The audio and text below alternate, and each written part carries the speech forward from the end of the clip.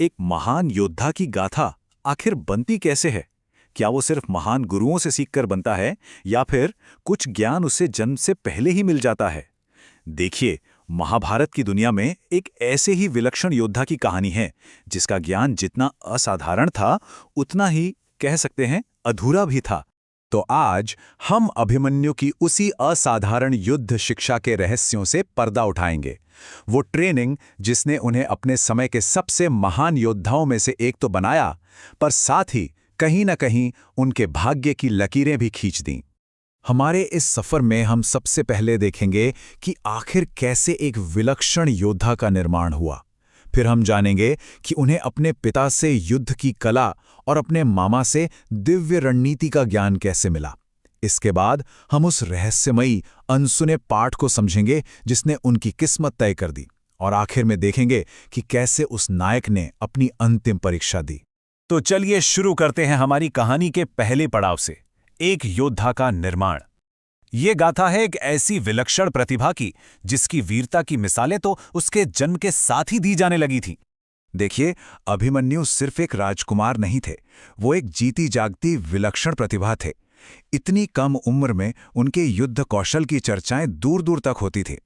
लोग कहते थे कि उनका कौशल लगभग अलौकिक है, मतलब बड़े बड़े योद्धा भी उन्हें देखकर हैरान रह जाते थे। लेकिन यहाँ एक सवाल उठता है, आखिर इस युवा नायक को इतना शक्तिशाली बनाया किसने? कौन थे वो गुरु जिन्होंने अभिमन्यु को युद्ध की वो कला सिखाई जो उन्हें सबसे अलग बनाती थी? और इस सवाल का पहला जवाब हमें मिलता है उनके पिता के रूप में, स्वयं महान धनुर्धर अर्जुन।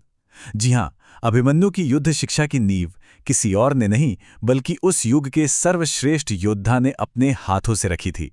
अर्जुन ने अपने ज्ञान का, कह सकते हैं, हर कतरा अभिमन्यु को सौंप दिया था। देवताओं से मिले दिव्यास्त्रों का संचालन हो, धनुर्विद्या की बेजोड़ तकनीकें हों, मुश्किल से मुश्किल युद्ध संरचनाओं को भेदने का हुनर और रथ पर सवार होकर युद्ध करने की कला, सब कुछ ये एक योद्धा को तैयार करने की सबसे सीधी और शक्तिशाली ट्रेनिंग थी। और ये बात इस पूरी स्थिति को बहुत खूबसूरती से समझाती है। अभिमन्यु सिर्फ एक बेटे नहीं थे, वो अर्जुन के सबसे काबिल शिष्य थे जिन्होंने अपने पिता की विरासत को पूरी तरह से आत्मसात कर लिया था। लेकिन ठहरिए, अभिमन्यु की शिक्षा सिर्फ हथियारों की कला तक सीमित नहीं थी। उसे एक दूसरी और ज्यादा गहरी परत दी उनके मामा भगवान कृष्ण ने, जो सिर्फ गुरु नहीं बल्कि एक दिव्य रणनीतिकार थे। कृष्ण ने अभिमन्यु को सिर्फ लड़ना नहीं बल्कि युद्ध को जीतना सिखाया। उन्होंने उसे युद्ध की बड़ी तस्वीर देखना सिखाया, धर्म और रणनीति के बीच का संतुलन साधना सिखाया, और एक लीडर के तौर पर वो दिव्य दृष्टि दी जो किसी और के पास नहीं थी। ये शारीरिक बल से कहीं आगे बुद्धि का प्रशिक्षण था, और यहां पर यह संतुलन बहुत साफ नजर आता है। अर्जुन ने उन्हें अस्त्र का ज्ञान दिया, यानी हथियारों को चलाने की कला। वहीं कृष्ण ने उन्हें शास्त्र सिखाया, यानी युद्ध के पीछे का विज्ञान और रणनीति। तो एक ने शरीर को ट्रेनिंग दी तो दूसरे ने मस्तिष्क को। ये एक योद्धा की संपूर्ण शिक्षा थी। लेकिन अब हम अभिमन्यु की शिक्षा के सबसे रहस्यमयी हिस्से पर आते हैं, वो ज्ञान जो उन्होंने जन्म लेने से भी पहले हासिल कर लिया था।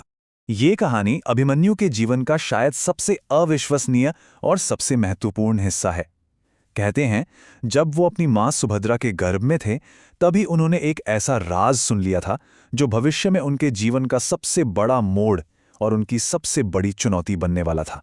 तो हुआ यूं कि एक दिन अर्जुन अपनी पत्नी सुभद्रा को चक्रव्यूह भेदने की जटिल तकनीक समझा रहे थे। गर्भ में पल रहे अभिमन्यु ने अंदर घुसने का पूरा तरीका एक एक डिटेल ध्यान से सुन लिया, लेकिन ठीक जब बाहर निकलने की विधि बताने की बारी आई तो सुभद्रा को नींद आ गई और अर्जुन ने बात अधूरी छोड़ दी, और यही अधूरा ज्ञान उनके भाग्य की कुंजी बन गया। और अब हम आते हैं उस निर्णायक घटना पर जहां अभिमन्यु की पूरी शिक्षा की उसकी अंतिम और सबसे कठिन परीक्षा हुई, चक्रव्यूह का युद्ध। तो ये चक्रव्यूह आखिर था क्या? जरा सोचिए, ये योद्धाओं से बना एक घूमता हुआ मौत का भवंडर था। एक ऐसी मिलिट्री फॉर्मेशन जिसमें कोई एक बार घुस तो जाए पर वहां से जिंदा निकलना लगभग नामुमकिन था। और जब अभिमन्यु ने इस मौत के जाल का सामना करने का फैसला किया तब उनकी उम्र थी महज 16 साल, सिर्फ 16 साल। अपने उसी अधूरे ज्ञान के भरोसे अभिमन्यु ने अकेले ही चक्रव्यूह को भेद दिया। उन्होंने अंदर जाके तबाही मचा दी, पर जब बाहर निकलने की बारी आई तो वो अनसुना पाठ, वो अधूरा ज्ञान उनकी सबसे बड़ी कमजोरी बन गया। वो वहीं फंस गए। तो आखिर हम अभिमन्यु की विरासत से क्या समझते हैं? वो एक ऐसे योद्धा थे जिन्हें सर्वश्रेष्ठ गुरुओं से अस्त्र और शास्त्र दोनों का ज्ञान मिला था। पर विडंबना देखिए, उनकी कहानी हमेशा उस एक अधूरे ज्ञान के लिए याद की जाएगी। उनकी गाथा हमें वीरता, ज्ञान और भाग्य के इस जटिल रिश्ते के बारे में बहुत कुछ सिखाती है। और ये हमें एक अंतिम सवाल पर लाकर छोड़ देता है, क्या अभिमन्यु का भाग्य उस ज्ञान ने लिखा जो उन्होंने हासिल किया, या उस ज्ञान ने जो वो कभी सुन ही नहीं पाए? इस पर विचार जरूर कीजिएगा।